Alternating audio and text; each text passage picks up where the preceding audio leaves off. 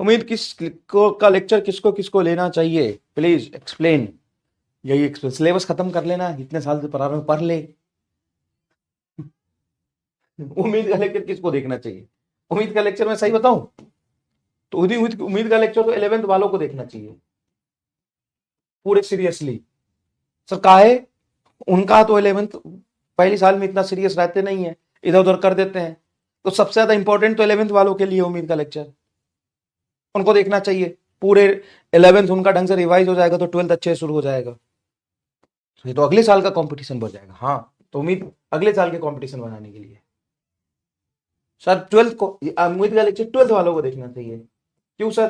12th वालों को अभी अभी उनका बोर्ड भी है, और 12th में जब पढ़ रहे थे तो उनका 11th कंप्लीट नहीं हो रहा था। तो ये तो 12th वाले लइकन के लिए है, 12th वाले लइकन के लिए है। सर उम्मीद मतलब 11th वालों के लिए होता है। हाँ, ये पता ही नहीं था तुम्हें? बुर्बक।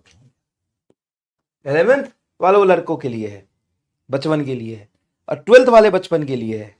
ठीक है, उसके बाद और जिनको नीट 2025 में देना है और उन्होंने अभी तक सिलेबस को जय माता दी नहीं किया है, पहला पन्ना राम का नहीं किया है, दूसरा पन्ना काम का नहीं किया है, उनका दूसरा पन्ना आज तक काम का शुरू ही नहीं हुआ, उनके लिए है। अरे सर हम इसमें से तो कहीं नहीं आते हैं, हमारा तो पहला पन्ना राम के बाद दूसरा कितना पन्ना काम का हो गया है। ठीक है, तो पहली प्रायोरिटी 11th वालों के लिए, दूसरी प्रायोरिटी 12th वालों के लिए, तीसरी उन लोगों के लिए है जो एकदम भोकवा बच्चे हैं, जिन्होंने अभी तक अपना श्री गणेश ही नहीं किया है। पहला पन्ना राम का, दूसरा पन्ना काम का ही नहीं उनका शुरू हुआ है, उनके लिए इट्स नॉर्मल। कहते सर ये नॉर्मल बात है। ठीक है सर, तीसरा, चौथा बता दो। चौथा, जिन्होंने पढ़ लिया है लेकिन उनका रिवीजन अभी तक नहीं हुआ है। सर ये भी बात सही है, रिवीजन नहीं हुआ है, रैपिड रिवीजन करने के लिए। ठीक है, तो बिल्कुल नहीं पढ़े हैं तो उसके लिए। पांचवा, बैकलॉग के लिए, जिनका बैकलॉग हो गया पर्टिकुलर किसी चैप्टर में, है ना, होता है। अभी यकीन मैं खत्म करने जा रहा हूं आपका, अभी 22-23 फरवरी तक मैक्स टू मैक्स, लेकिन अभी भी आपके 4-5 चैप्टर कहीं बच गए हैं तो उनके लिए है। छठा, सर एकदम बेसिक से पढ़ना है। हाँ, तो वही तो है जिनका सिलेबस अभी स्टार्ट ही नहीं हुआ है। जो मिड सिलेबस में है उनको तुरंत उसमें स्विच कर जाना चाहिए, मिड सिलेबस में है उनको तुरंत स्विच कर जाना चाहिए। सातवां,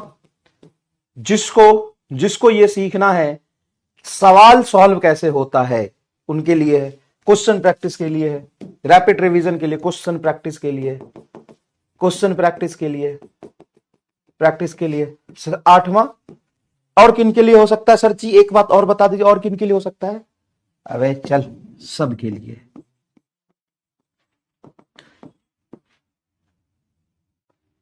सर सबके लिए कैसे?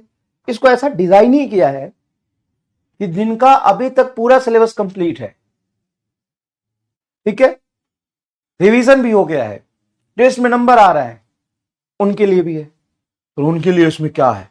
उनके लिए यह है कि इसमें क्या इंक्लूड होगा।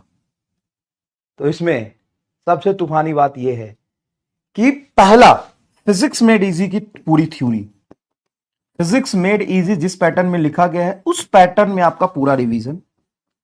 और आप यकीन नहीं करेंगे, बेसिक मैथ के फर्स्ट लेक्चर में, मैंने बोलना नहीं था, ये थोड़ा सरप्राइज था, लेकिन तू स्वयं कर करके मेरे से मुंह से निकलवा दिया तो बोल देता हूं। बेसिक मैथ के फर्स्ट लेक्चर में 70 PYQ तो नीट के हैं। टोटल PYQ 10 साल में होंगे कितने, जरा बताना। अगर 10 साल में टोटल PYQ में देखूं तो 10 साल में टोटल PYQ होंगे सीधा है 45 गुना 10, लगभग 450, ये 500 में 70 PYQ तो मैं पहले लेक्चर में करा दूंगा बेसिक मैथ में। मतलब 20% PYQ तो पूरा ही कर दिया, जो साल भर में तो नहीं कर पाता है। ये है MR टाइप, और 30 जेई मेन के खत्म। मतलब 25% टोटल PYQ तो मैं पहले ही करा दिया। कहीं नहीं लेक्चर ऐसा डिजाइन हुआ होगा वैसा लेक्चर डिजाइन कर दिया मैंने। सर लेकिन अगर 70 क्वेश्चन ये कराओगे, 30 क्वेश्चन ये कराओगे, तो ड्यूरेशन तो वो हो जाएगा। इसी बात के तो ये हमारा नाम है। 70 क्वेश्चन जेई नीट के पीवाई क्यू हो जाएंगे उस दिन। हाँ, तो बेसिक मैथ में कैसे नीट का पीवाई क्यू होगा सर?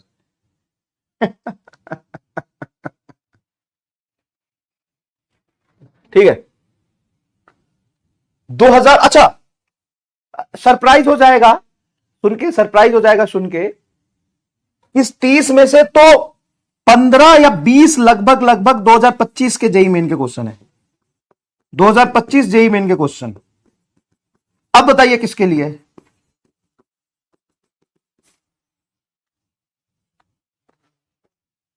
मैंने पिछले 2 दिन में जेई मेन के जितने भी शिफ्ट हुए थे वो सारे क्वेश्चन देख लिए, 2025 वाले सारे देख लिए, और उसमें से निकाल लिया कि कैसे कैसे क्वेश्चन कहां कहां से आ सकते हैं। Of course you can guess, sir graph के क्वेश्चन करा दोगे? हाँ करा दूंगा। बेसिक कैलकुलेशन के क्वेश्चन करा दोगे? प्रोपोर्शनल के क्वेश्चन करा दोगे? हाँ। डायमेंशन एनालिसिस का नहीं कराऊंगा। बेटा जिससे होशियारी सीखी है उसके सामने होशियारी रही।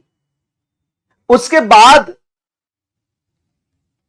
यूनिट एंड डायमेंशन में तुम्हें 50 क्वेश्चन जेई मेन और नीट के पीवाई क्यू करा दूंगा। तो टोटल 10 साल में 500 तो आ ही थे, पर 150 तो आप 2 ही चैप्टर में करा दोगे। Yes, it's normal. आगे चलते हैं। डायमेंशन एनालिसिस नहीं कराऊंगा, और वो इमेज स्टार वाला वो भी अभी नहीं कराऊंगा। सब एक ही क्लास में करा दूंगा, अगली क्लास के लिए कुछ बचा कर रखूंगा। तो सर वो डायमेंशन एनालिसिस से करते हैं अलग अलग चैप्टर क्वेश्चन, वो सब अभी नहीं ना। तो बच्चा यूनिट एंड डायमेंशन में सर पक्का गिन लूंगा मैं 70 क्वेश्चन। सुनना है ना औकात तो गिन लेना, 70 नहीं वो 90 मिलेगा। ठीक है, 10 ज्यादा ही मिलेगा, कम नहीं मिलेगा, गिन लेना। और पीवाई क्यू ऐसा भी नहीं कि कोई भी सवाल, पीवाई क्यू। चलिए, धन्यवाद आपका सभी लोगों का, बहुत बहुत आभार। चलिए